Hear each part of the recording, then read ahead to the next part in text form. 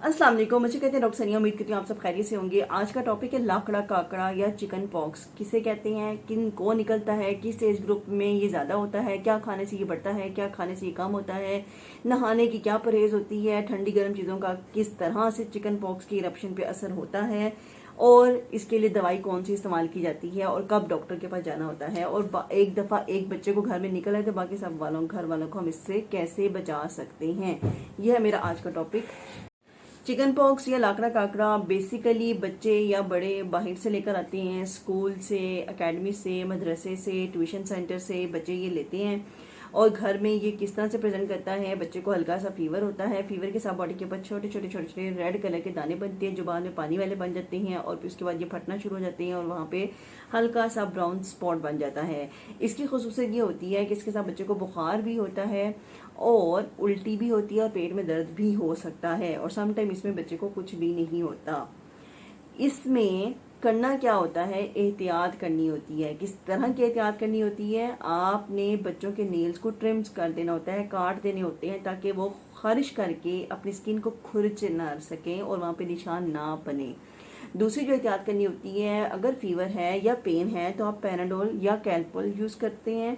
तीसरा जो काम हम इसमें करते हैं, हम इसमें खाने पीने की क्या एहतियात करते हैं। लोग इसमें कहते हैं गर्म चीज़ें खाएं ताकि ये ज़्यादा निकले, ठंडी चीज़ें ना खाएं ताकि ये दब जाएगा।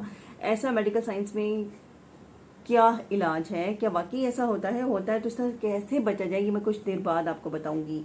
नहा सकते हैं इसमें, इसका भी जवाब मैं आपको थोड़ी देर बाद बताऊंगी। तो मैं आपको बता रही थी कि कैल्पोल या पैराडोल ले सकते हैं बुखार या दर्द की सूरत में।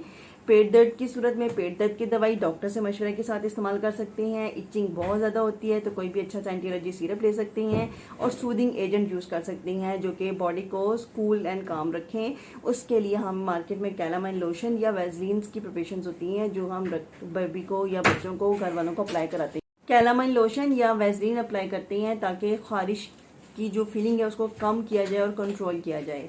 नाखून काटने हैं, दूसरा दर्द या बुखार की सूरत में पैराडोल देना है, तीसरा कैलामाइन लोशन लगाना है।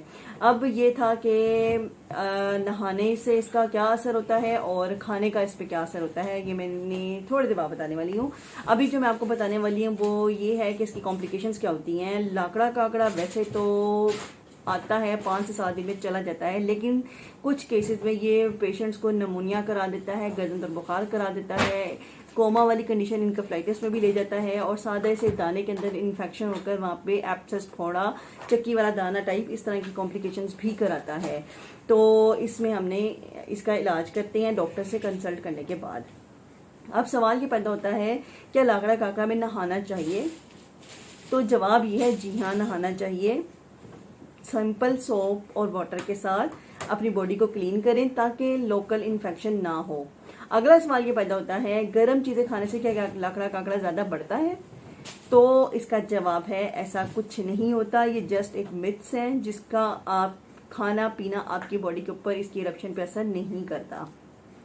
इसके बाद एक ऐसा सवाल जो बहुत ज़्यादा पूछा जाता है कि एक बच्चे को लाकड़ा काकड़ा निकल आया तो बाकी बच्चों को कैसे बचाएं।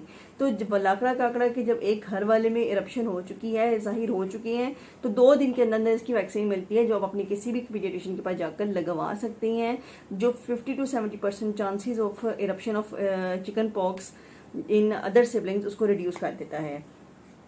अगला सवाल ये पैदा होता है क्या इसकी वैक्सीन मौजूद है? तो जी हाँ, इसकी वैक्सीन मौजूद है जो हम 1.5 साल के बाद किसी भी उम्र में लगा सकते हैं। इसकी 2 डोजेज होते हैं जो आपके कंसल्टेंट जो भी पीडियाट्रिशियन होंगे आप उससे कंसल्ट कर सकते हैं। इसके अलावा कोई पूछना चाहें तो कमेंट बॉक्स में पिन कर दें, वीडियो पसंद है तो लाइक कर दें, और मुझे अपनी दुआ में याद रखें। हेल्थ सीकर्स पर डॉक्टर सनिया। अल्लाह हाफिज़।